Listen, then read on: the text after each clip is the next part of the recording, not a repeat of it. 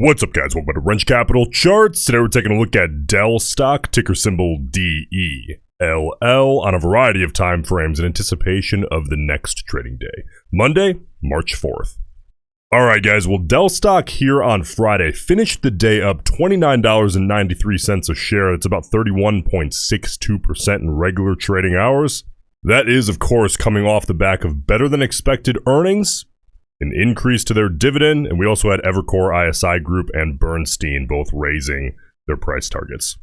Now, let's pull as much bias out of Friday's trading day as we possibly can from both the charts, the volume profile, the options chain, and then also take a look at some levels that I think are going to be crucial to watch, at least that I'm watching, come Monday. All right, let's start here with our ritual, our volume profile analysis on the 5-minute chart. So you guys know what I'm looking at here, right? And hey, by the way, if you're new, please subscribe to the channel. I greatly appreciate it, and I will continue to provide value. So hop on board. Let's take a look.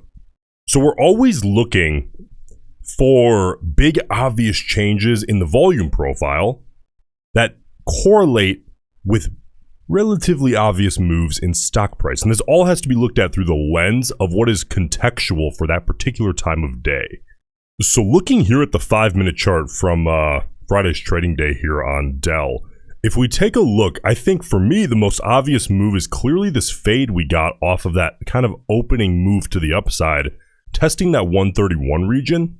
And if we expand the volume profile, you can see that, of course, we expect bigger volume off the open, so that is relatively contextual, especially for that size of a candle, right? And, you know, listen, we did get some sustained higher selling volume on those 3 consecutive red candles to the downside.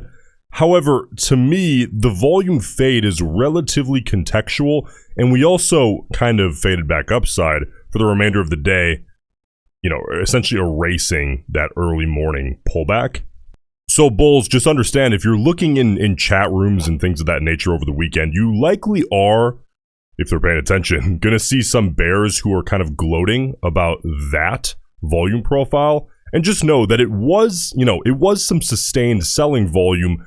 However, for me, I have to look at the 5-minute as kind of a wash, given the other factors that were at play here. 1 being context, 2 being the fade back upside, erasing that move into the close. So let's move on here and start taking a look at levels. You guys know I'm only interested in the psychological self-fulfilling prophecy levels on the popular time frame. So starting on the 30-minute, we of course have the most popular indicators we could possibly utilize here. The 200-period moving average and the 50-period moving average. These are simple moving averages. And what you guys will hear me say a lot as you continue to watch these is when we get big upside moves in stocks like this, of course, 31.6% is a pretty major move. I'm always talking about how I want to see as many psychological barriers to the downside as possible get up underneath the move. That's from a bullish perspective, right? Get some feet up underneath the move as quickly as possible. That, in this case, is going to be the quickest moving of the bunch that we're going to check out today, which is going to be the 50 period on the 30-minute chart. So this 50 period here today made a heck of a move after this earnings move. It started last night. It came into the close, or Thursday more so, at 93 bucks, and it's at nearly 114 at the close of after hours on Friday. For a move like this to occur, a 30-point move in the underlying, and have that 50 period be only about 10 points away after a single trading day, to me, that's a tremendous win for bulls. Now, coming into Monday, bulls, if we end up seeing a downside test of this, that would be a relatively substantial move back downside, okay, at least as of right now where it is. You're looking at about an 8.25% move.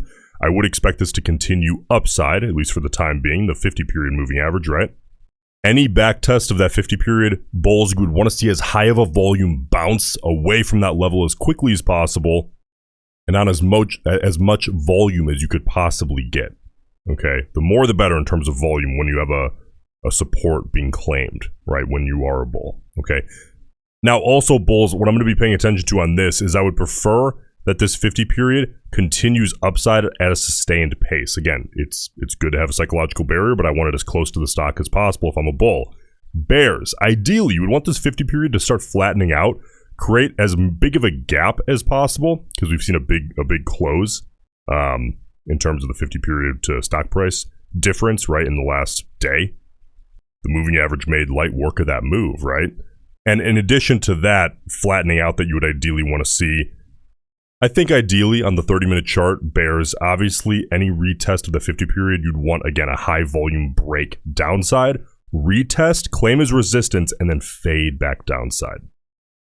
Now, let's move on here to the 4-hour chart and take a look. I don't expect the 50 period to be incredibly relevant here on this one. You can see it's going to take its time. Once you zoom out and start getting onto longer time frames, the moving averages are going to take longer to catch up to big moves, okay? So what I'm just primarily looking at here on the 4-hour chart, if I'm a bull, I don't expect this 50 period to get upside extremely quickly, but I'm kind of rooting for it to get upside ideally above $100 a share as quickly as possible. Bears, you'd want to see that flatten out ideally below $100 a share.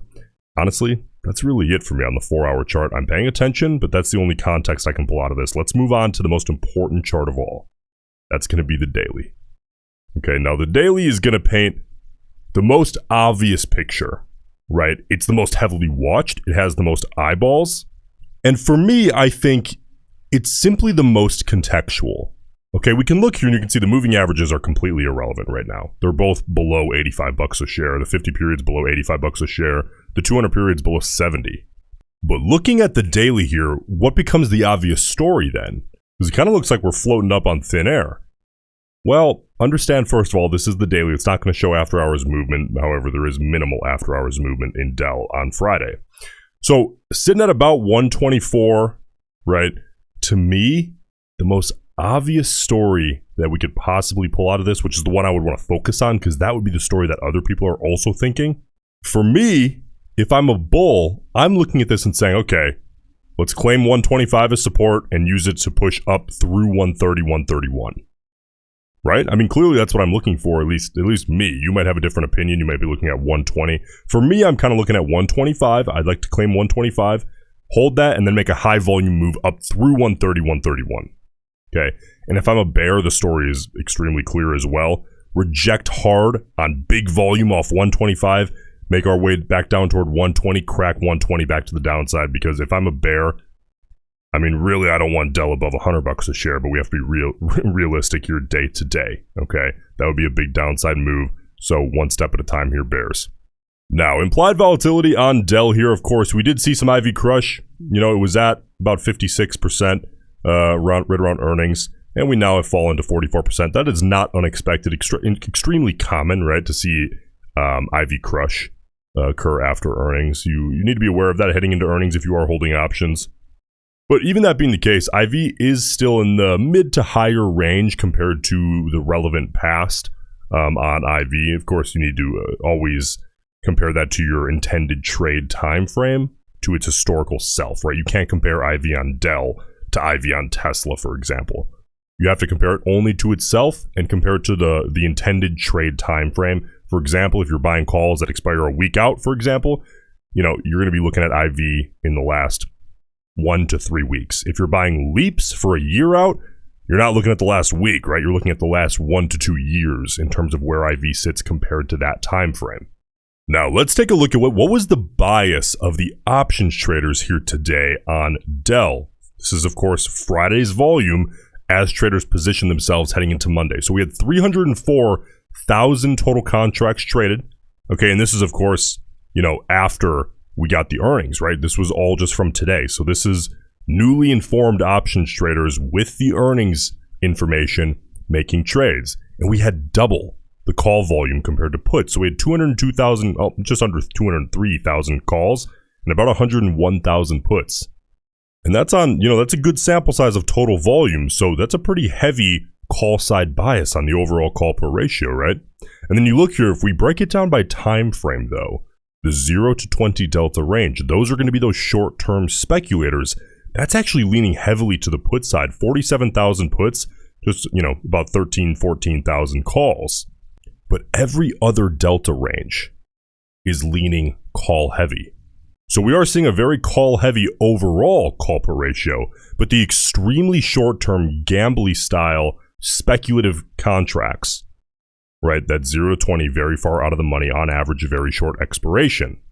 That's the only delta range that's leaning pretty heavily to the put side.